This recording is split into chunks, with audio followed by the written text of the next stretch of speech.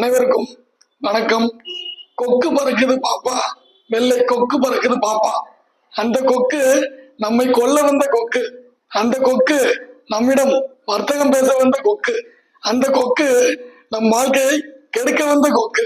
அந்த கொக்கு அக்கறை சீமையை விட்டு இங்கே வந்து கொள்ளை அடிக்கிறடி பாப்பான்னு அந்த காலத்திலேயும் தன் பாடல் மூலமா வெள்ளைக்காரன் கண்ணில் விரல விட்டு ஆட்டின நமது பாட்டன் வீர தியாகி விஸ்வநாதன் அவர்களை பற்றி தான் இந்த காலையில் நம்ம தெளிவா பார்க்க போறோம்.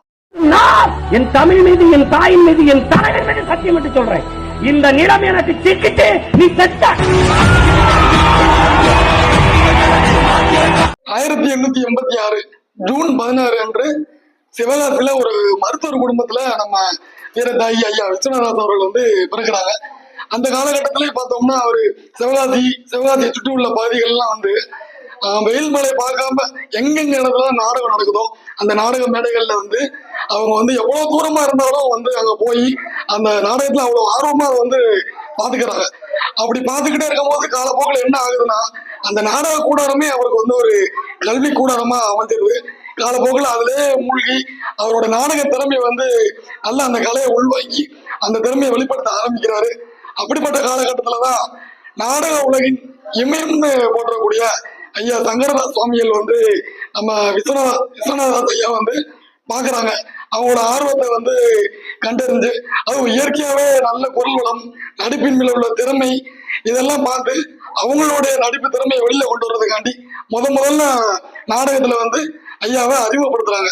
பல வித்தியாசமான வேடங்கள், ஏன் பெண் வேடங்கள் கூட வேடம் அடைஞ்சு நல்ல திறமையான நடிப்பை வந்து வெளிப்படுத்தி நடித்து கொண்டிருந்த காலகட்டத்துலதான் 1911 அந்த வருஷத்துல தூத்துக்குடிக்கு வந்து காந்திஜி அவர்கள் வந்து வர்றாங்க. அவங்க வரும்போது அந்த நேரத்துல வந்து ஐயா விஸ்வநாதன் அவருடைய ஒரு நாடக மேடை, அந்த நாடகத்துல வந்து அவருடைய நடிப்பை பார்த்துட்டு ஒரு நேரவே வந்து அவங்கள்ட்ட ஒரு சின்ன அறிவுரை சொல்லிட்டு போறாங்க. அப்ப என்ன சொல்றாங்கன்னா, இது போன்ற உங்க நாடகத்தின் மூலமும் உங்க நடிப்பின் மூலமும் தேச விடுதலைக்கான இன்னும் நிறைய பாடல்கள், தேச பாடல்கள், வசனங்கள் இதெல்லாம் நீங்க இன்னும் கொஞ்சம் எடுத்து மக்களிடையே கொண்டு போகணும்ட்டு ஒரு அறிவுரையை வந்து சொல்றாங்க. அதுக்கப்புறம் இன்னும் வீரியமா செயல்பட்ட விஸ்வநாதன் ஐயா அவர்கள் வந்து என்ன பண்றாங்கன்னா, தனக்குன்னு ஒரு ரசிகர் பட்டாளம் வந்து உருவாகுது. அந்த ரசிகர் பட்டாளத்தெல்லாம் ஒன்றிணைஞ்சு அந்த காலகட்டத்திலே ஒரு ரசிகர் மன்றம் ஆரம்பிக்கிறாங்க. என்னடா ரசிகர் மன்றம் பண்ணோன்னே இப்ப உள்ள மாதிரி அங்கங்க ஒரு ரசிகர் மன்றத்தை கூட்டு வச்சுக்கிட்டு அந்த மாதிரி ரசிகர் மன்றம் இல்ல, தன்னுடைய ரசிகர் மன்றத்துக்கு ஒரு பேர் எப்படி வைக்கிறாங்கன்னா ஸ்ரீ சுபாஷ் பாபு வாலிபர் சங்கம் நினைக்கிறாரு. இதுக்கு என்ன காரணம், அந்த சுபாஷ் பாபு வாலிபர் சங்கத்துக்கு இந்த பேருக்கு என்ன காரணம்னா, சுதந்திர போராட்டத்துல ஈடுபட்ட நம்ம தியாகிகளுடைய பேரை தான் குறிக்கோளை எடுத்து வச்சிருக்கிறாரு.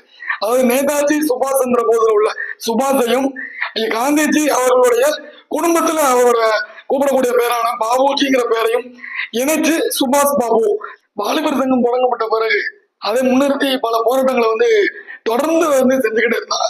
அதன் காரணமாகவே ஐயா அவர்களுக்கு வந்து தீரர் சத்தியமூர்த்தி, சுப்பிரமணிய சிவா, வஉசி, ஐயா காமராஜர் அவர்களுடைய நெருக்கமாக பழகக்கூடிய வாய்ப்பெல்லாம் வந்து ஐயாவுக்கு கிடைச்சது.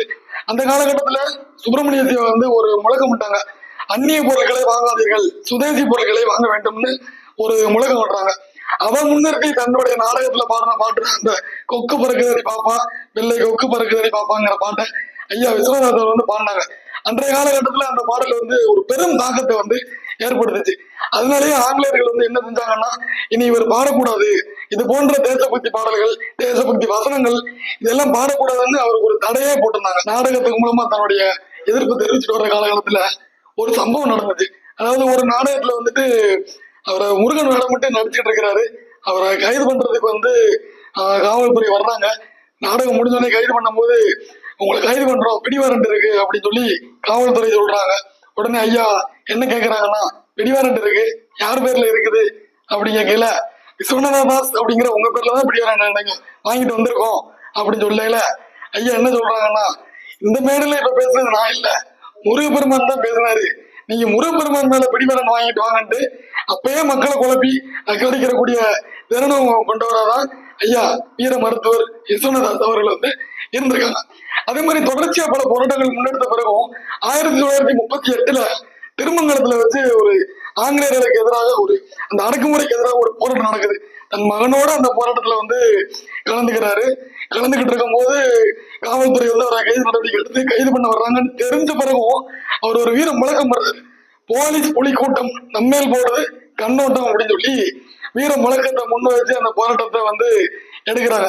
இறுதியா அதுல கைதும் செய்யறாங்க. தன் மகனையும் சேர்த்து கைது செஞ்சுட்டு போனதுக்கு அப்புறமும் கூட சிறையில ஐயாவுடைய மகன்கிட்ட வந்து பேசுறாங்க. ஒரு நம்ம டீலிங் பேசுவோம் சொல்லுவோம்ல, அந்த மாதிரி பேசுறாங்க.